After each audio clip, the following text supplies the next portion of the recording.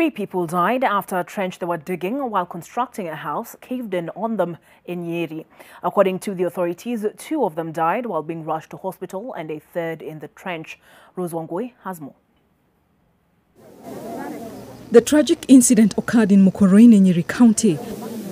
According to eyewitnesses, the workers were fixing iron bars in a trench when a heap of soil collapsed on them. There were 7 contracted workers. They were putting up a concrete wall in preparation for major construction. One of the workers who escaped death by a whisker had gone to quench his thirst. Mimi nilikuwa ndani, nikatoka nje. Sasa hapo nilikuwa nimeinama, mimi nisikia kama mvua inakuja.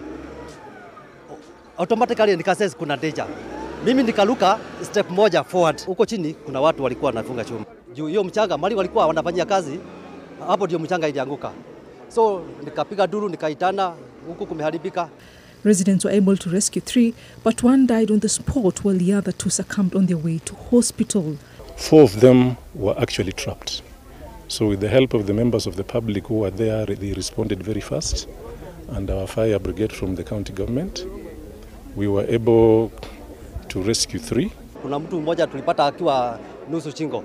Huyo tukatoa mchanga ndio atiza apate hewa. Tuko na department ya kutoka kule kwa physical planning, tuko na planners, na ni mzuri kuwaita ndio kama ni mchanga hiyo wanapima, ndio mahali iko riski ana safety precautions na vile inatakikana inafanywa.